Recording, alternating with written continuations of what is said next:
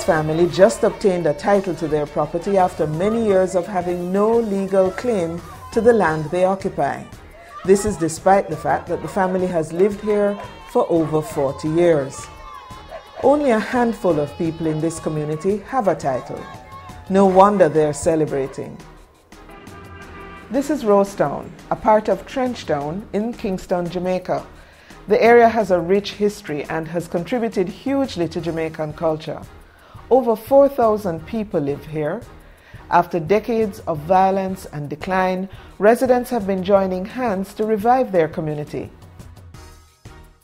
For more than 10 years, the Princess Foundation for Building Community has partnered with local organizations to carry out a number of successful development projects.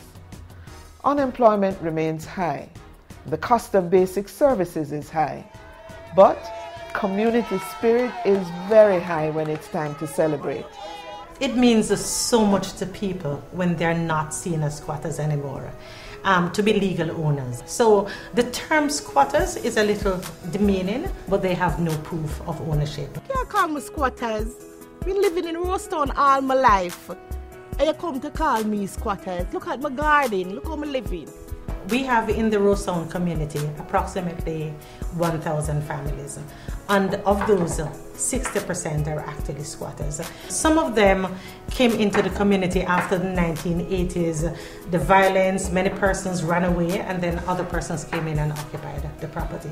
Some of them are because of the Jamaican culture of not leaving a will to your grandparents, your grandchildren. So a lot of persons are actually legal owners by descendant, but because they have no proof of ownership, they become technical squatters. DFID responded to the community's needs in providing us with funding to do a land tenure program that would see approximately 100 families receiving title for the land that they have been occupying for over at least 2 generations. When Prince Charles visited Jamaica in 2008, a charrette was held in the community and the people named 3 critical development needs: housing, water, and income generation. So these are the areas of focus for the Rosetown Foundation for the Built Environment. The organization was established in 2009 by the Princess Foundation to work with the community to build their social capacity so that they can be involved in programs that will change and transform their lives in a very sustainable manner. Landlessness and the limitations of government policy on housing have led inevitably to squatting. And so, because they have no access to social amenities, they resort to illegal means of accessing these services. Yeah, without a title, you can't get water, you can't get electricity, you can't get a loan from the National Housing Trust. So you see, getting a title is the way to go. In order to help the residents, we partnered with LAMP, Land Administration Management Program, which is the government body that actually helps local persons, farmers, to get land for title. As a matter of fact, LAMP work in the Rosetown community is unique, it's different, it's the first of its kind that they're going to be working into an urban setting. And this for us is one of our best practices. A major part of my job is to mobilize, encourage the residents to come out to whether LAMP meetings or any activity the Rosetown Foundation is having, just to edify them and keep them up to date on what the foundation is actually doing in the community and how they can be a part of it. LAMP introduced the adjudicating system, which is a process which relies on community knowledge. It has in it community stakeholders that are respected, that knows the residents, the applicants for a long period of time, as a way of carefully selecting and identifying the persons that were in these households for more than 2 decades. Partnering with LAMP is one of the innovative ways in which Rosetown collaborates with government. And we're achieving real results. Approximately 84 of the 100 applicants will soon be receiving titles.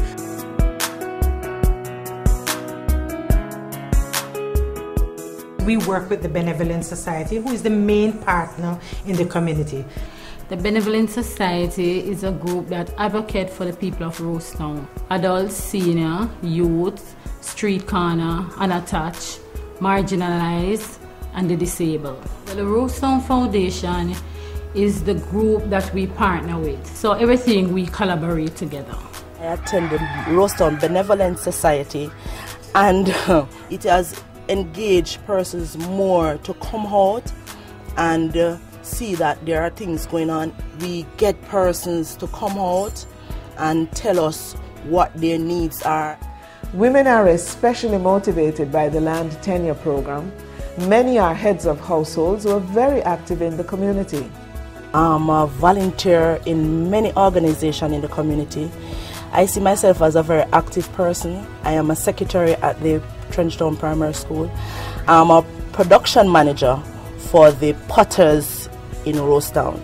Knowing that I did not know how to really achieve somewhere for myself, going to the meetings helped me to go forward in applying for this plot of land. It edifies me. Learning how to achieve home ownership has built self-esteem and community interest, but lack of water impedes progress. Many families do not have water, and they have to go to the different standpipes for water, for washing, for drinking. And so what we're doing through a grant from the Princess Foundation is to embark on a massive water program, which will actually see us putting in main water pipes and sewer from the bottom of Rosetown to the top, from north to south, which really means that all of the residents will be able to access water, will be able to apply to the National Water Commission for water in the very near future. Residents have taken an active part in deciding the location and design of the standpipes.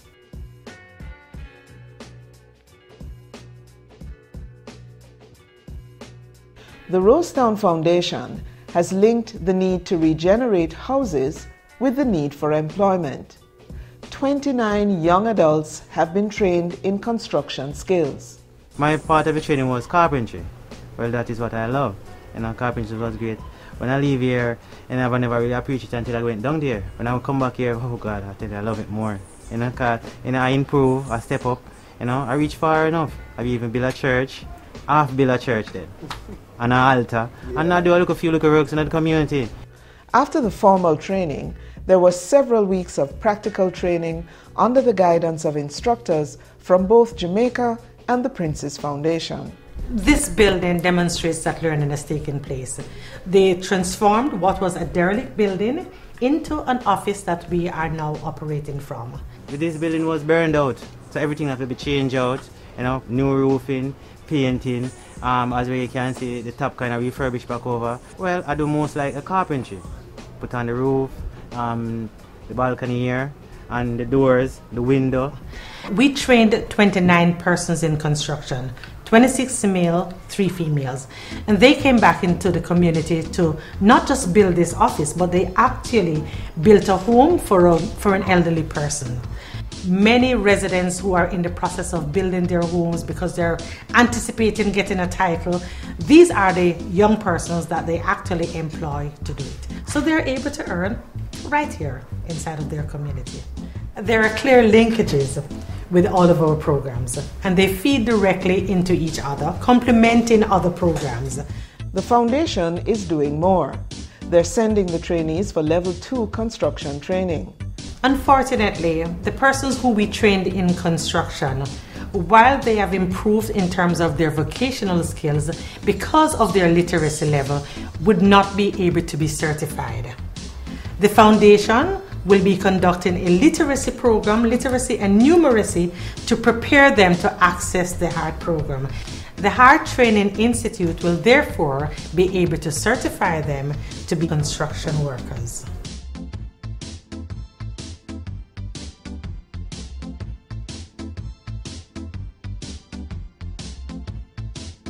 The foundation also recognizes the importance of building the capacity of community leaders. We did our strategic planning. One of the main purpose of that plan was to do capacity building in terms of helping the exec body to be more organized and be more of a leadership and to own our own in the community.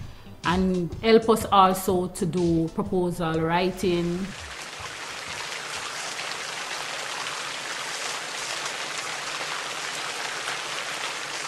This is our library and reading center, and it is usually buzzing with activity. The residents are very appreciative of the center, and it is managed by the Rosetown Foundation. Years ago, this building was an abandoned church. A committed resident, Mr. Gibbs, he started a library here, but it fell into disrepair. In 2008, it was regenerated and transformed by the Benevolent Society and the Princess Foundation. It is now well equipped and it's a very lively learning center. On a Thursday, this library is used as a homework center. On a Saturday, the library, we use it for this GSAP program, IT, teaching the children numeracy and literacy. I like coming here because it really avoid me from idling. Instead, I could come here and read a book. I like to come here because I more improve here, and sometimes when I'm at school doing work and I don't understand certain things, and on Saturday or then learn, I go to him and he help me. Young people and old people use the resources here at the library for social networking, for doing their homework. Big up the Rosetown Community Library. So, to the future, what are the plans? In May, the water and sewer project will get underway, running from one end of the community to the other. That will create a lot of employment opportunities for persons young and old inside of the community. We're also setting up a building materials workshop, starting with block making and woodwork. We'll also be training persons in entrepreneur skills to ensure that it is long-lasting and sustainable. I feel blessed. I've always wanted to work at community development, people-centered work that would help people to transform their lives. And that's exactly what we're doing here at the Rosetown Foundation for the Built Environment. Big up the Princess Foundation. Big up the Prince Foundation for investing in us. Big up the Princess Foundation. Big up DFID. Big up DFID. Big up DFID. Big up the Rosetown Foundation. Big up the Rosetown Foundation. Big up the Rosetown Foundation.